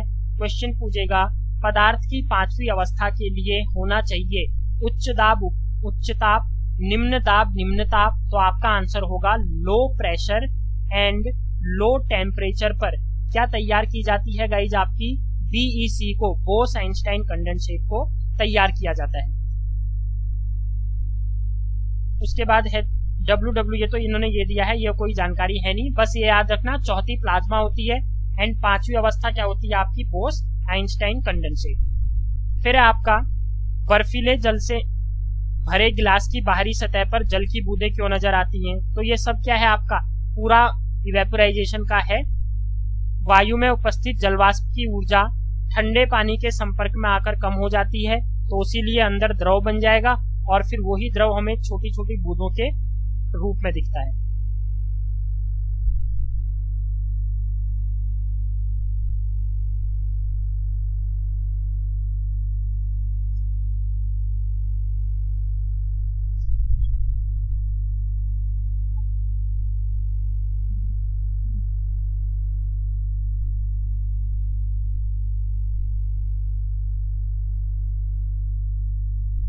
क्वेश्चन है आपका, गर्म शुष्क दिनों में कूलर अधिक ठंडा क्यों करता है? तो क्यों करेगा गर्म? देखो, कूलर क्या करेगा, आपका एनर्जी इवेपोराइजेशन करेगा वाटर को। जब इवेपोराइज करेगा तो एनर्जी यहाँ से लेगा आपके रूम से, तो एनर्जी ली है तो यहाँ ठंडी हवा आ जाएगी और इवेपोराइजेशन जलवाष्प में बदल जाना। सेम मतलब इवेपोराइजेशन है मेन आपका। 4 ऑप्शन में एक इवेपोराइजेशन होगा तो आप टिक कर दो। गर्मियों में घड़े का जल ठंडा क्यों होता है? सेम इवेपोराइजेशन के कारण छोटे छोटे छिद्र होते हैं, वहां से पानी क्या होगा, इवेपोराइज होगा और एनर्जी कहाँ से लेगा, वो जल के अंदर जो बूंदे हैं उनसे लेगा, तो एनर्जी तो बाहर चले गई, अंदर का पानी क्या हो जाएगा, ठंडा हो जाएगा। एसीटोन, पेट्रोल या इत्र डालने पर हमारी हथेली ठंडी क्यों हो जाती है? क्योंकि हमारी हथेली से एनर्जी ली जाती है और उसके बाद क्या हो जाएगा, वो उड़ जाएगा, तो हथेली क्या लगेगी, ठंडी लगेगी। कप की अपेक्षा प्लेट से हम गर्म दूध या चाय जल्दी क्यों पी लेते हैं? क्योंकि सरफेस एरिया बढ़ जाता है और फिर वो क्या हो जाएगा, इजीली ठंडा हो जाएगा। नेक्स्ट पर आ जाते हैं। ये आपको क्योंकि लिखना नहीं है, ये तो आपके ऑप्शनल टाइप में आएगा ना, तो मैं मेन रीजन बता रहा हूँ आपको। गर्मियों में हमें किस तरह के कपड़े पहनने चाहिए? तो किस तरह के, कहते हैं ना कॉटन के कपड़े पहनो, तो कॉटन के कपड़े गर्मियों में, क्योंकि ये अवशोषण पसीने का कर लेते हैं, वो बाहर इवेपोराइज हो जाएगा और अंदर हमें फिर क्या लगेगा, ठंडा फील हो। अब क्या है गाइज, आपने क्या सीखा? तो देख लो क्या सीखा है आपने। द्रव्य सूक्ष्म कणों से मिलकर बना होता है। हमारे आसपास द्रव्य 3 अवस्थाओं में विद्यमान होता है। कौन कौन सी? ठोस, द्रव और गैस में। ठोस के कणों में आकर्षण बल सबसे अधिक, गैस के कणों में सबसे कम और द्रव के कणों में इन दोनों के मध्यवर्ती होता है। ठोस के कणों में ठोसों को निहित करने वाले कणों के बीच का रिक्त स्थान क्या होगा और गतिज ऊर्जा न्यूनतम होगी। गैसों के लिए सबसे अधिक होती है और द्रवों के लिए क्या होती है, बीच में होती है। सब बताया है मैंने, ठीक है। ठोसों के लिए उनके कणों की व्यवस्था अत्यधिक क्रमित होती है, मतलब एक पैटर्न में होंगे वो। द्रवों में कणों की परतें एक दूसरे पर फिसलने व स्खलित हो सकती हैं, मतलब एक के ऊपर एक लेयर होती है द्रव में। गैसों में कोई क्रम नहीं होता और इनके कण अनियमित रूप से विचरण करते हैं। पदार्थ की अवस्थाएं अंतः परिवर्तित होती हैं। पदार्थ की अवस्थाओं में परिवर्तन ताप और दाब में परिवर्तन से किया जा सकता है। नेक्स्ट है आपका ऊर्ध्वपातन प्रक्रम में ठोस पदार्थ द्रव में परिवर्तित हुए बिना ही सीधे गैसीय अवस्था में आ जाते हैं। निक्षेपण प्रक्रम में गैसीय पदार्थ सीधे ठोस अवस्था में आ जाते हैं। बताया था ना मैंने डिस्पर्जन वाला और ऊपर सब्लिमेशन। क्वथनांक की समष्टि परिघटना, जिसमें समष्टि के कण द्रव अवस्था से वाष्प अवस्था में क्या होते हैं, परिवर्तित होते हैं। अगला है वाष्पीकरण एक सतह की परिघटना है। इंपोर्टेंट क्वेश्चन है, याद रखना। इवेपोराइजेशन एक सरफेस फिनोमिनन है। सतह के कण पर्याप्त ऊर्जा ग्रहण कर उनके बीच के परस्पर आकर्षण बलों को पार कर लेते हैं और द्रव को वाष्प अवस्था में परिवर्तित कर देते हैं। वाष्पीकरण की गति निम्न कारकों पर निर्भर करती है। किस किस पर? एरिया पर, जिसका वायुमंडल के प्रति परित्याग होता है। टेम्परेचर, ह्यूमिडिटी जितनी कम होगी उतना ज्यादा इवेपोराइजेशन होगा। वायु की गति जितनी ज्यादा होगी इवेपोराइजेशन उतना ही अधिक होगा आपका। वाष्पीकरण की गुप्त ऊष्मा ताप की वह मात्रा है जो 1 kg द्रव को वायुमंडलीय दाब और द्रव के क्वथनांक पर गैसीय अवस्था में परिवर्तित करने के लिए प्रयोग होता है। संगलन की गुप्त ऊष्मा ऊर्जा की वह मात्रा है जो 1 kg ठोस को वायुमंडलीय दाब पर ठोस को उसके संगलन बिंदु मतलब मेल्टिंग पॉइंट पर लाने के लिए प्रयोग की जाती है। तो पूरा डिस्कस कर चुके हैं। साथ में आपको यूनिट देखनी है। देखो है क्या गाइज आपका, देखो तापमान का मात्रक, SI मात्रक टेम्परेचर का क्या होता है, केल्विन होता है। लेंथ का मीटर, संहति मतलब द्रव्यमान से है, द्रव्यमान केजी में मापा जाता है। भार वेट जो है वो न्यूटन में मापा जाता है। वॉल्यूम आपकी मीटर क्यूब में मेजर होती है। घनत्व मतलब डेंसिटी आपकी किलोग्राम पर मीटर क्यूब में मेजर की जाती है। प्रेशर की SI यूनिट पास्कल होती है। तो ये यूनिट्स भी आपको क्या करनी है, याद में रखनी है। नेक्स्ट आपके क्वेश्चन से देखो, या आप खुद करोगे, मैं बस बता दे रहा हूँ। निम्न तापमानों को सेल्सियस इकाई में परिवर्तित कीजिए। तो सेल्सियस के लिए -273 करना है आपको आंसर कमेंट में बताने हैं मुझे। निम्न तापमानों को केल्विन इकाई में परिवर्तित कीजिए। तो केल्विन में +273 कर देना है। निम्न अवलोकनों हेतु कारण लिखे। नेपथलीन को रखा रहने पर यह समय के साथ कुछ भी ठोस पदार्थ छोड़े बिना अदृश्य हो जाता है। तो ये प्रक्रिया कौन सी है, सॉलिड का डायरेक्ट गैस में बदलना कौन सी प्रक्रिया है, ये बताओगे। इत्र की गंध बहुत दूर बैठे हुए पहुंच जाती है, किसकी वजह से, बताया था ना, डिफ्यूजन वाला रीजन, तो वो बताओगे। अगला, निम्न पदार्थों को उनके कणों के बीच बढ़ते हुए आकर्षण के अनुसार व्यवस्थित करें। मतलब एट्रैक्शन फोर्स किसमें ज्यादा होगा ये बताना है। तो ये बताओ, जल, चीनी और ऑक्सीजन। सबसे पहले सबसे छोटा बताना है आई थिंक ना, उनके कणों के बीच बढ़ते हुए। सबसे कम किसमें होगा, फिर उससे ज्यादा, फिर उससे ज्यादा। ये सब कमेंट करने हैं आपको मुझे। निम्न तापमानों पर जल की भौतिक अवस्था क्या है, 25 डिग्री सेल्सियस पर क्या होगा, 0 पर क्या होगा, 100 पर क्या होगा। पुष्टि हेतु कारण दें। जल कमरे के ताप पर द्रव क्यों है, ये बताना है। लोहे की अलमारी कमरे के ताप पर ठोस क्यों है, ये बताना है। ये आपका पूरा का पूरा क्या हो जाएगा, आपका क्वेश्चन हो जाएंगे। तो कमेंट आप कर देना मुझे। वीडियो ज्यादा लंबी है तो कोई नहीं, आपको एक बार जस्ट रीड करना है। एक बार इसे देख लोगे ना तो MCQ आप देखोगे खुद ही आपको इजी लगने लगेंगे।